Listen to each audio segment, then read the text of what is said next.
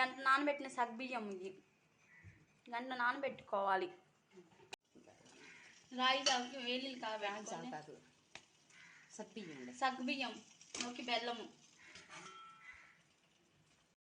వేడి నీళ్ళు తీసుకొని దాంట్లో బెల్లం వేసుకోండి.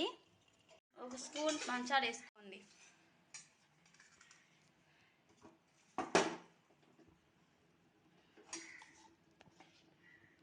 3 స్పూన్లు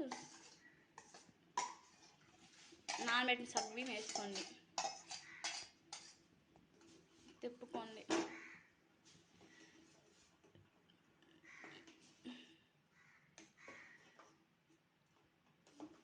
బెల్లం కరిగేదాకా ఉడికేదాకా తిప్పుకోవాలి. కలుపుతుంది. యాలక్కాయ వేసుకోండి.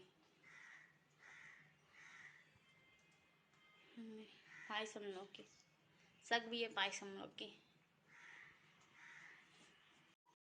సగ్బియ్య పాయసంలోకి అలా కలుపుకోండి.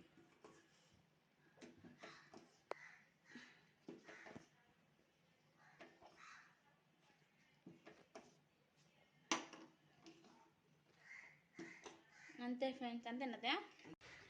ఏమో ఫ్రెండ్స్, సగ్బియ్య పాయసం అయిపోయింది. నచ్చిందని అనుకుంటున్నా. మీరు ట్రై చేయండి మీ ఇంట్లో. Like and share, subscribe to my channel friends.